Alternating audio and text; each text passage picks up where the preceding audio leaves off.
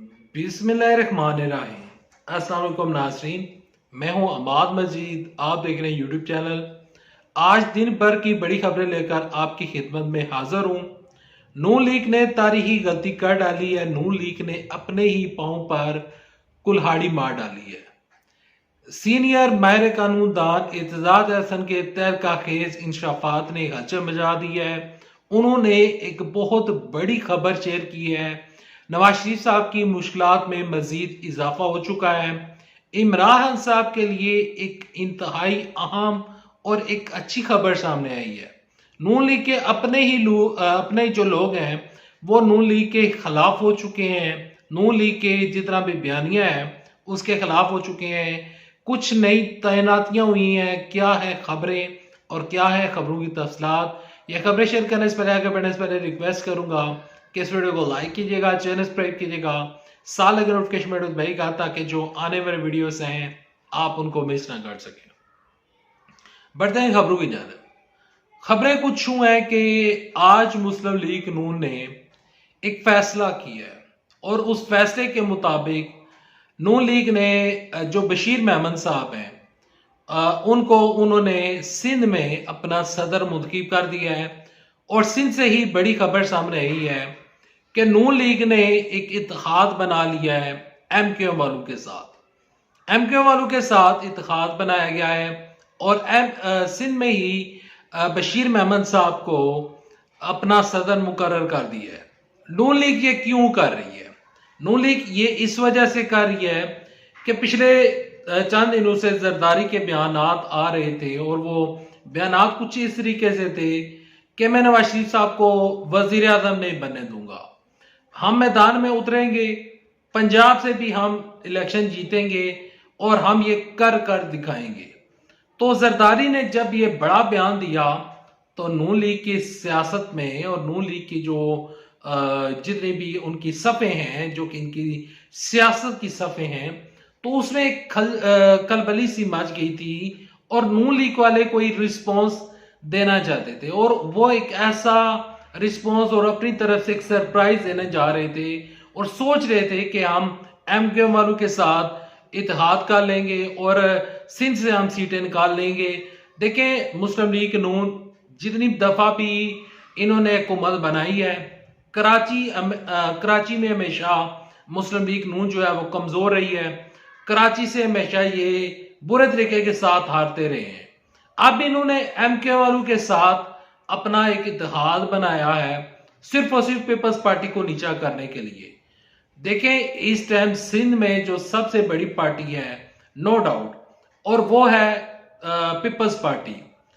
Peoples party के इस time जो चेयरमैन है यानी कि बिलावल भुट्टो जरदारी साहब, उनकी तरफ से एक बयान आया था। वो कहते हैं कि मैं किसी के ऊपर पाबंदियां लगाने का मैं कायल नहीं हूं, मैं ये समझता हूं और मैं इस चीज के ऊपर इस चीज से मैं एग्री करता हूं कि इमरान खान साहब मकबूल हैं।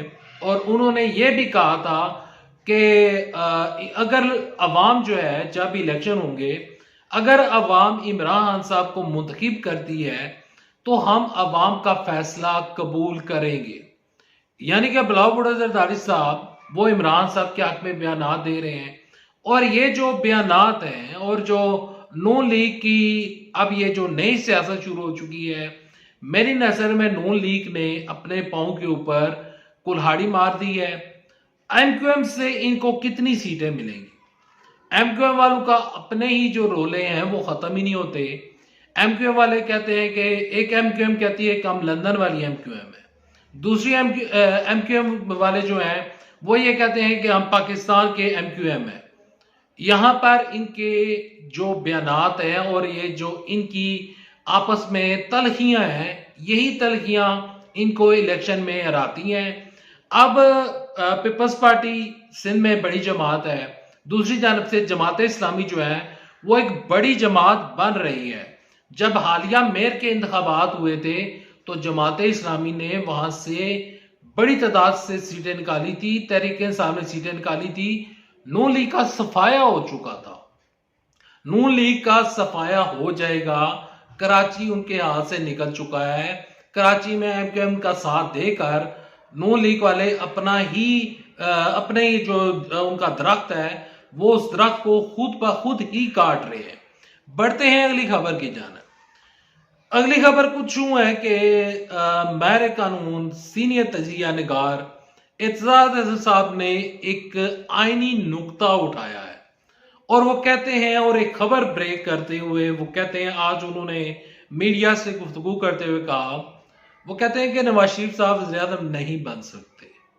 नवाज शरीफ वज़ीर-ए-आज़म बन ही नहीं सकते। नवाज शरीफ साहब को वज़ीर-ए-आज़म बनाने के लिए जो सबसे ज्यादा जरूरी काम होगा वो होगा आइन में तरमीम करना।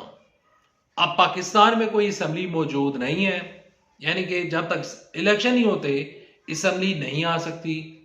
दूसरी जानब सेनेट तो मौजूद है, लेकिन सेनेट अपने तौर पर कोई एक नया कानून नहीं ला सकता, क्योंकि ना ज्वाइंट सेशन बुलाया जा सकता है, ना इस जो असम्बली है वो बुलाई जा सकती है, और जो इस टाइम केयर टेकर सेटअप चल रहा है वो अपने तौर के ऊपर कोई आइन में तरमीम नहीं कर सकता।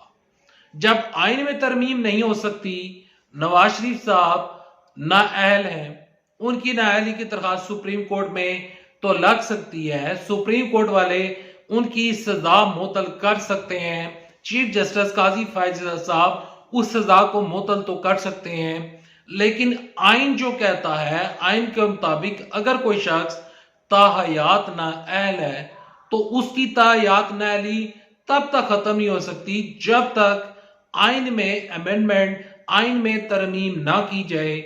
तो नवाज शरीफ साहब उनकी नाअहली बरकरार है, ताहयात नाअहली बरकरार है। जब नई assembly for example Muslim League Noon की हुकूमत आ जाती है, नून लीग वाले कह रहे हैं कि उनकी हुकूमत आएगी, फॉर एग्जाम्पल उनकी हुकूमत आ जाती है, शहबाज शरीफ वजीर आजम बन जाते हैं, तो वजीर आजम बनने के बाद जब तक वो तरमीम नहीं करते तब तक नवाज शरीफ साहब इलेक्शन नहीं लड़ सकते। लोग मुस्लिम लीग नून वाले कह रहे हैं कि नवाज शरीफ साहब अगले वज़ीर आज़म होंगे। आज जो यहाँ पर मुस्लिम लीग नून के ही जो लीडरान है वो कह रहे हैं कि अगले वज़ीर आज़म जो है वो नवाज शरीफ साहब ही होंगे। तो देखें, इनके कहने से नहीं होता, आइन को समझना पड़ता है। और एतजाज साहब ने एक अच्छा पॉइंट रेस किया है और वो खबर और वो पॉइंट मैंने आपके साथ डिस्कस कर दिया है। अगली खबर की जानिब पढ़ते हैं। आज सेनेट में से कुछ आवाजें आई हैं तहरीक इंसाफ के हक में।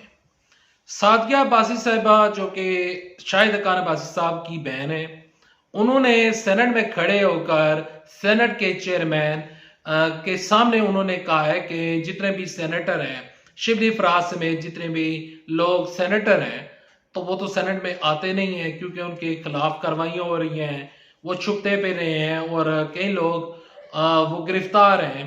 तो सादिया अब्बासी साहिबा ने कहा है कि मुझे ये एहसास है और मैं समझती हूँ कि उनको भी इस सेनेट में होना चाहिए, क्योंकि वो अवाम के नुमाइंदे हैं, उनके प्रोटेक्शन ऑर्डर जारी करने चाहिए। अब सादत संजरानी साहब प्रोटेक्शन ऑर्डर जारी करते हैं या नहीं करते हैं वो एक अलग बहस है, लेकिन उन्होंने तहरीक इंसाफ के हक में बात की है। और इसके अलावा तहरीक इंसाफ की खवातीन के मुतल्लिक उन्होंने, जो कि इस टाइम जेल में हैं, उनके मुतल्लिक उन्होंने आवाज बुलंद की है।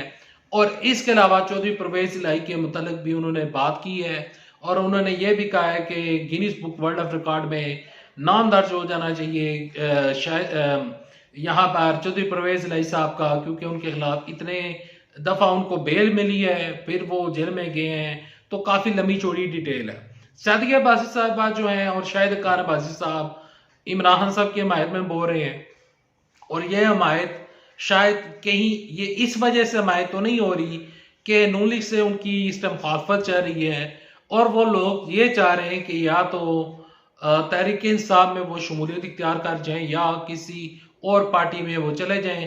पिछले दिनों खबर आई थी कि मुस्तफा नवाज कोकर साहब जो हैं वो कोई एक नई पार्टी बनाने का सोच रहे हैं, लेकिन उन्होंने कहा है कि जब इलेक्शन होंगे और इलेक्शन के बाद जब हुकूमत बनेगी तो फिर मैं एक नई पार्टी बनाने का ऐलान करूंगा।